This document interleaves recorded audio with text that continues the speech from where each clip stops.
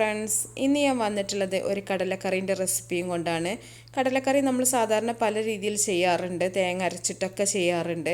ഇത് നമ്മൾ തേങ്ങയൊന്നും അരക്കാണ്ട് ചെയ്യുന്ന നല്ല ടേസ്റ്റി ആയിട്ടുള്ള, അതുപോലെ തന്നെ നല്ല തിക്കായിട്ടുള്ള നല്ലൊരു കറിയാണ് കേട്ടോ. ശരിക്കും പറഞ്ഞാൽ ഇത് ഇറച്ചിക്കറിൻ്റെ ഒരു സെയിം ടേസ്റ്റാണ് നമുക്ക് ഈ കറിക്ക് കിട്ടുന്നത്. ഇത് നമുക്ക് പുട്ടിൻ്റെ കൂടെ, പത്തിരിൻ്റെ, അപ്പത്തിൻ്റെ ഒക്കെ കൂടെ കഴിക്കാൻ പറ്റുന്ന നല്ലൊരു കറിയാണ്. നല്ല ടേസ്റ്റി ആയിട്ടുള്ള ഒരു കറിയാണ് കേട്ടോ.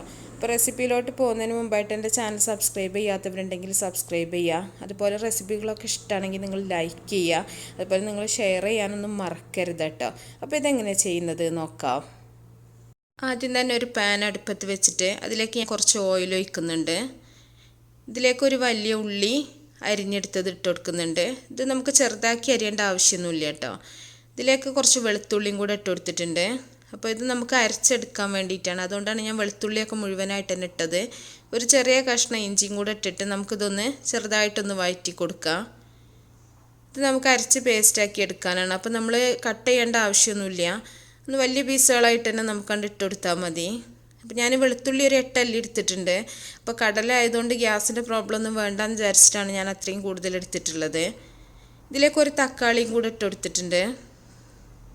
എന്നിട്ട് നമുക്കിത് ചെറുതായിട്ടൊന്ന് വഴറ്റി കൊടുക്കാം.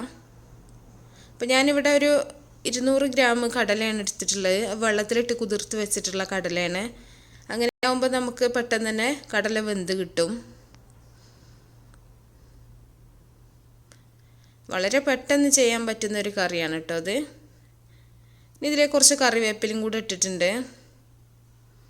വേറെ നമ്മൾ ജീരകം അങ്ങനെയൊന്നും ചേർക്കണില്ല കേട്ടോ അതിൽ.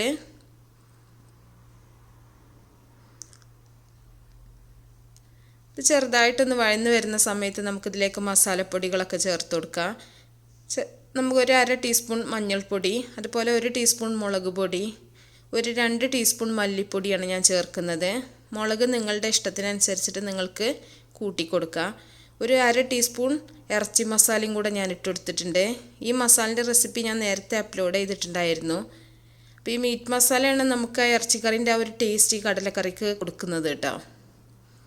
അപ്പോൾ ഇറച്ചി മസാലയിൽ തന്നെ ഗരം മസാലൻ്റെ എല്ലാ മിക്സും നമ്മൾ ആഡ് ചെയ്തിട്ടുണ്ട്. അപ്പോൾ ഗരം മസാല നമ്മൾ സെപ്പറേറ്റ് ചേർക്കേണ്ട ആവശ്യമില്ല. ഇതൊന്ന് ഒന്ന് ചൂടാറി വരുന്ന സമയത്ത് വേണം നമ്മളിത് മിക്സിയിലിട്ടിട്ട് അടിച്ചെടുക്കാൻ. ചൂടോട് കൂടി അരക്കരുത് കേട്ടോ, ഒന്ന് ചൂടാറാൻ വേണ്ടി വെക്കാം. ഇനി ഞാനൊരു കുക്കർ എടുത്തിട്ടുണ്ട്. ഇതിലേക്ക് കഴുകി വെച്ചിട്ടുള്ള കടല ഇട്ട് കൊടുക്കുന്നുണ്ട്. ഞാൻ വെള്ളത്തിലിട്ട് കുതിർത്ത് വെച്ചിട്ടുള്ള കടലയാണ് കേട്ടോ. ഇതിലേക്ക് നമ്മുടെ മസാല ഒന്ന് വെള്ളം ഒഴിച്ചിട്ട് അരച്ച് വെച്ചിട്ടുള്ളതാണ്. അപ്പം നമ്മൾ കടല വേവാൻ അത്യാവശ്യം വെള്ളം വേണം, അതുകൊണ്ടാണ് ഞാൻ വെള്ളം ഒഴിച്ചിട്ട് തന്നെ അരച്ചെടുത്തിട്ടുള്ളത്. അപ്പോൾ കടല നിങ്ങൾ വേവിക്കുന്ന ഒരു അളവിൽ വെള്ളം ഒഴിച്ച് കൊടുക്കുക. ഇതിലേക്ക് നിങ്ങളുടെ ഇഷ്ടത്തിനനുസരിച്ചിട്ട് പച്ചമുളക് ചേർത്ത് കൊടുക്കുക. അതുപോലെ ആവശ്യത്തിന് ഉപ്പിട്ട് കൊടുക്കുക. അപ്പോൾ കടല വേവുന്ന വെള്ളം നിങ്ങൾക്ക് അറിയാമല്ലോ, നിങ്ങൾ കുക്കറിൽ വെക്കുന്ന സമയത്ത് എത്രത്തോളം വേണമെന്നുള്ളത് നിങ്ങൾക്കറിയാം. അപ്പോൾ അതിനനുസരിച്ചിട്ട് നിങ്ങൾ വെള്ളം വെക്കുക കേട്ടോ. എന്നിട്ട് നന്നായിട്ടൊന്ന് ഇളക്കി മിക്സ് ചെയ്യാം.